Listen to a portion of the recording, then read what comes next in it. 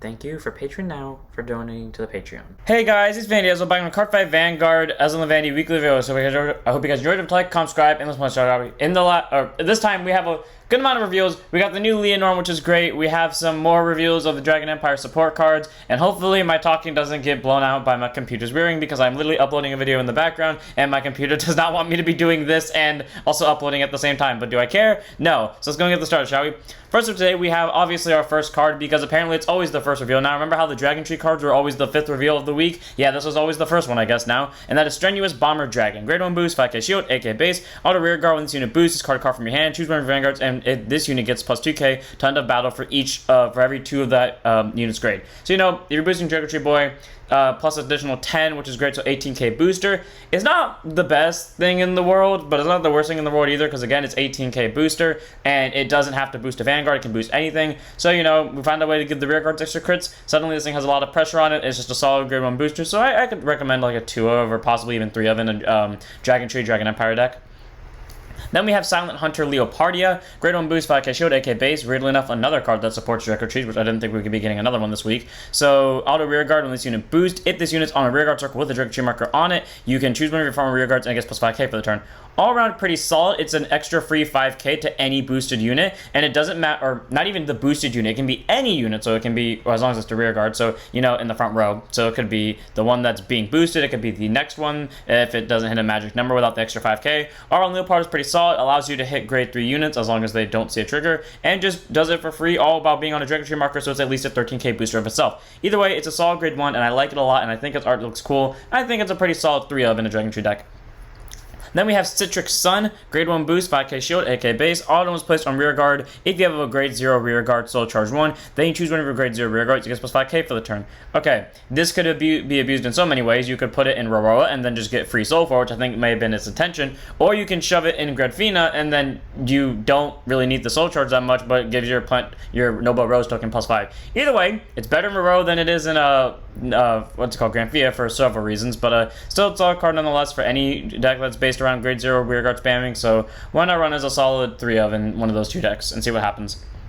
Then we have Spiral QT Angel, grade 2 instead 5k shield, 10k base, our Persona Ride mock-up of the Brancade stuff. Auto when it's discarded from your hand during your turn, during your ride phase, Soul Boss 1 and put this to bottom to draw a card. Okay, I think all of these have that skill, which is kind of annoying, but whatever. And then auto when it's placed on rear guard, if you Persona Road this turn, by counterblasting 1, you can look at the top 2, choose 1 from among them, add it to hand, send the rest to the top or bottom of your deck.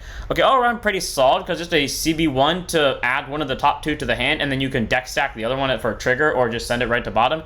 Either way, it's a solid card, and I was going to run it in Hexa, because Hexa just got a new grade 3, which we're going to review after this, but, yeah, turns out CB is kind of a thing I don't want to spend real enough in Hexa. So, all-around Spiral Cutie isn't that bad. She's still good for all other Persona Red decks. I just feel like the main one I would have used her in is Hexa, and I, kind of feared away from that. So, solid card, though. It's not bad. If you want to run it, run as a 3 of. I'm not going to run it, though. Then we have Inflatuate Wizard. This thing is everything Hexa wanted in a card and more. So grade 2 instead 5k shield, 10k base. Auto rear guard when this unit attacks anything, whether it's Vanguard or rear guard. If you have a Vanguard Sorceress in its card name, so Hexa Orb Sorceress, whatever the fuck the new one's called, and then other Sorceress cards if they ever make one. Also, again, Sorceress, so it works for Pendant Gleam as well. And if you manage to call this while you're on grade 1, it works for Tier Glass, whatever its name was, I completely forgot. Tier Square. Look at the top card of your deck, put it at the top of the deck, and if your Vanguard is standing, you may put it to Soul instead. So it says may, meaning you don't have to if you don't want to, but you do have to at least look at the top card, which is great, free deck stacking. And then auto rear guard, when you're drag checking for the trigger unit, this unit gets plus 5k for the turn. So great, all around solid. It's a 15k swing. There are ways to restand it because of that one grade 3 and that one grade 1, and it's not a hard once per turn, so it's like Owain but better in the sense that even though it does get less power, it doesn't cost you anything to do so, and it gets a free deck stack / possibly soul charge. Solid card, 4 for Hexa, and if you're wondering why this is good, it's because this is the new Hexa Orb we got. All of us were questioning if it was going to be Hexa Orb or a new Hexa Orb support card, because it did say we would get a new, Hexa Orb card. We didn't know if it was support card or actual Hexa Orb. Anyways, Hexa Orb Sorceress, Aquamarine. So, grade 3 Generic Persona, 13k base, continues Vanguard. This unit is also regarded as Hexa Orb Sorceress. So, the rulings on that are you can shove this in the Ride deck, and not only will the Ride of this thing on top of Pentagleam still proc off Pentagleam's ability, but you can Persona Ride the old Hexa Orb on top of this one, and vice versa. But anyways, onto its other skill. Continues Vanguard. If you have Persona Road this turn, it gets +1 drive, and your trigger effects have their power increased by 10,000. So instead of giving 10,000 to any unit, it just makes the trigger +20, which is great, and also gets a guaranteed triple drive for free. And then Auto Vanguard, when a trigger unit is revealed during your drive check, in which this unit attacked, so you can't just over-trigger and abuse it with your rear guards. By Soul Blasting 1, choose one of your rear guards and stand it. Solid, because to my knowledge, and someone correct me if I'm wrong on this, if you see double triggers, you can just stand 2 units. Meaning, again, correct me if I'm wrong, but if I'm right, 5 attacks. Pretty solid. It's really good. You can combine with the multi-attack stuff if you did manage to pull the over later. So, all around, pretty great. I still like running the OG in my Ride deck because, you know, it gets the guaranteed 10k to a trigger regardless, and then I can Persona Ride onto this one to get better stats later on, but the multi-attack skill still works without the Persona Ride, which is pretty solid. Either way, though, it's an amazing grade 3, and I love the fact that we got a new Hexa Orb, and that gives me hope for Eugene to get a new grade 3. My reasoning being Solarian came out this set, and Hexa Orb just got revealed along with it, and we already got Gandiva revealed this set. I have faith Eugene is next. Please, Bushy, let Eugene be the next card that gets revealed. Come on, he deserves it. If you upgrade Hexa Orb, you have to upgrade Eugene. It's the same rule as Zorga and Orphis. When one gets upgraded, the other has to get upgraded as well. 4 of Aquamarine, beautiful grade 3, and it gives me faith for Eugene. I want Eugene. Then we have Zoleria Storma, a grade 2 for Brankgate, intercept 5k shield, 10k base, auto rearguard once per turn. When a set order you played from your hand is put into the order zone, it gets plus 5k power for the turn, and then you may look at the top 5 cards of your deck. If you do, choose up to one set order from among them, reveal it, put it to your hand, and shuffle your deck. Okay, all around, pretty great. You know, it can just straight up get a free 5k, and then you can look at the top 5. You don't have to look at the top 5, so if you have the feeling that it triggers at the top, you very much don't have to look at them, according to Discord's translation, but if you did want to look at them, top 5, get an order, which is great.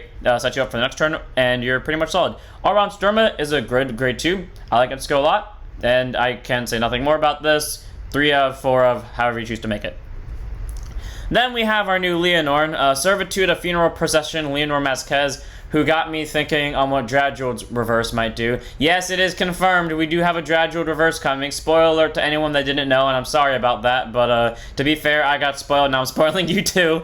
So, grade 3, 29%, 13k base. Continuous, this card can only be written from a grade 3 with Leonor in its card name, and then act Vanguard once per turn by moving a card with Leonor in its different card name from this unit from your hand. Solar Drop Zone, you can choose a grade 1 or less card from your drop zone called to rear guard, and then choose an opponent's rear guard and murder it. Okay, all around, pretty solid. To my memory, how the original Leonor works, when I say original, I mean the one from the trial deck works, is it only gets the same name when it's on when it's written. So, you know, technically they count as different names. Someone correct me if I'm wrong. I'm pretty sure I'm right, but you know, being able to have 2 different Leonors is pretty great, though who in their right mind would run that, I have no idea. Though then again, I did just recently run into someone on Dear Days who used Protofall in their Ride deck and then Persona Road with the Skyfall, so fair enough. But either way, it's a solid skill because it kills something and it gets your rear guard out of it. And then Auto Vanguard, when this unit attacks, you have to 3 of your back row standing rear guards with boost and boost with them. It would boost this unit with them. And then if you boost it with 3 or more, at the end of the battle, by counterblasting one, choose 2 of your rear guards and stand them. Now, it's good in the sense that you get multi-attack and you don't have to Soul Blast a discard. It's bad in the sense that it now CBs, because that suddenly made a... You see, the weird thing is, Leonor didn't had a soul problem before, but didn't have a CB problem, and then they immediately just swapped. And now you could either have more attacks, which is great, or you can just have attacks with the same numbers. My thing is, though, that would make it worse in that case, because you're not getting the triple drive unlike before. And I tell you what, that triple drive... that was making that deck so fucking good. Maybe it's just the way I built it, but that deck was, it feels so, the other Leonor felt so much better playing when I had access to triple drive instead of this one. I don't know why. That might just be me. It's not bad, but out of the current Masques, it's the only one I've had so far that hasn't one-turned someone the turn I've used it. Now, Baiko doesn't do it consistently either, but Baiko has at least pulled it off once or twice. This one has yet to pull it off in general, and I played this one more than Baiko, so that's saying something. Take that as you will, 4 of. Then we have Sacred Saint Dragon, grade 2 intercept, 5k shield, 10k base, this new card for Keter. Auto, when it's placed on rear guard by your card's ability, it gets plus 5 to end of turn. Then if it was placed from deck by Soul Blasting 1, you get to draw a card and it gets boost for the turn. All around, pretty solid. Remember that grade 2 that we got for Solarian a long time ago that was like, it gets boost for free, and I think it also gets plus 5k? Okay, well first up, this immediately replaces it because unless, well, Solarium might have a soul problem from this, but if you found a way to get around the soul problem, yeah, just run this instead, because they do almost the exact same thing, except this one gets the free plus, or draw for the cost of a soul blast. All around, Sacred Sync isn't a bad grade 2. I do like it. I might get rid of the other grade 2 for this one for Solarian. I might not. Who knows? It could also work for Thegria, because Thegria's skill can call from deck. Either way, solid grade 2, and I can't wait to see what this one does, and hopefully at the end of this video I remember to share the Jadril thing, because I don't feel like talking about it right now. Either way, solid card. 4 of maybe 3 of in Solarian, who knows. And of course, as Bushy does Bushy, we have a new countercharger for Dragon Empire, which obviously isn't for Nirvana Haeva, because we all know they're not going to give us one, and there's no point in asking. And anyways, Scarlet Archer, Flame Archer, Boss Sun, grade 1 boost, 5k shield, AK base, auto backward rear guard. When you're Vanguard with Gandiva and its card name attacks, if you have 3 or more face down cards in your bind zone, or 3 or more cards in your bind zone regardless, you bind this card face down to countercharge 1. Okay, why? Like, free bind, countercharge. To my knowledge, when I play Gandiva, I don't need CB, and I still pull off some stupid BS. Why are we getting a countercharger for Gandiva? You see, any other deck I could kind of argue, this is a no. Bushy needs to give us a damn countercharger for Nirvana, because that's just insulting at this point, considering I know for a damn fact Gandiva doesn't need this, but whatever, sure, 3 of tech, good countercharger, I guess. And our last reveals for today are a bunch of 2 promos and some reveals for Leonor. First we have Prickling Nurse and Deep Galadas for Dark Irregular's Angel Feather. Grade 2 intercept, 5k shield, 9k base for both of them. For Prickling Nurse, she has an auto Vanguard rear guard skill where once per turn, when she attacks while boosted, you soul blast 1, choose a card from your damage zone, put it to your hand. If you put a card, you put the top card of your deck into your damage zone face down. So pretty cool getting to swap a hand, or not a hand card for a damage zone card, just get a damage zone card to hand, which is pretty nice. And then Deep Glendius over here is an auto Vanguard, rear guard once per turn when he attacks while boosted. Soul blast 1, choose to use to search your deck for drop zone for up to total 3 cards with the same name as that. Put each your souls. If you search your deck, you shuffle it. All around, I gotta say, that's pretty fucking solid, because that's a Soul Blast 1 to Soul Charge 3, possibly. That's actually a really good skill. I actually like that skill, and that's gonna cause some problems for Dark Irregular, or for non-Dark Irregular players, as this is probably gonna be played as a 4 of. And they both have the standard auto at hand at the beginning of your ride phase. If your Vanguard's a grade 1 or less, discard it, look at the top 5, choose a 1 grade 2 or less card from and reveal it, put it to your hand and shuffle your deck.